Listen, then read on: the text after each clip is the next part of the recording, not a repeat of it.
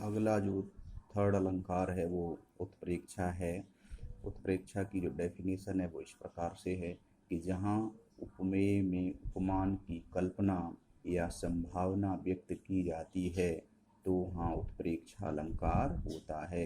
यानी जब हम किसी वस्तु या चीज़ में उसकी संभावना कल्पना व्यक्त करने लगते हैं, समझने लगते हैं, तो वहाँ पर उत्प्रेक्षा अलंकार होता है।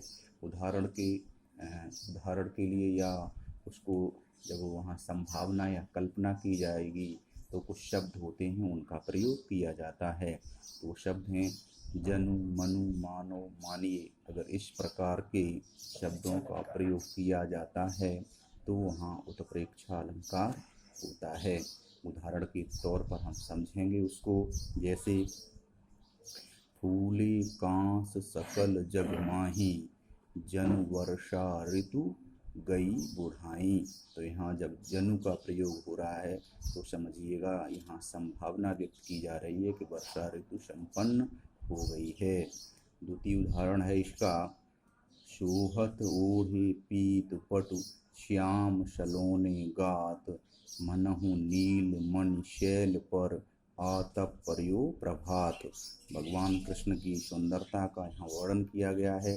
तो यहाँ मनौ है, मान लीजिएगा कि नीलम का जो पर्वत है उस पर सुबह का जो प्रकाश पड़ रहा है, सूर्य का धूप पड़ रही है, ऐसी सुंदरता भगवान कृष्ण की निखर रही है। ऐसी सुंदर भगवान कृष्ण, ऐसी कल्पना की जा रही है।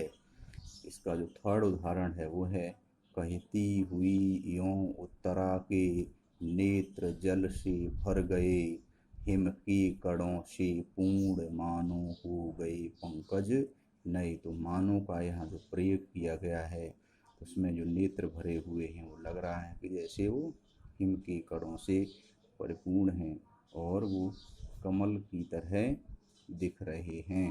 तो यहाँ उत्प्रेक्षा अलंकार है, कल्पना की गई किस प्रकार से हो सकता है।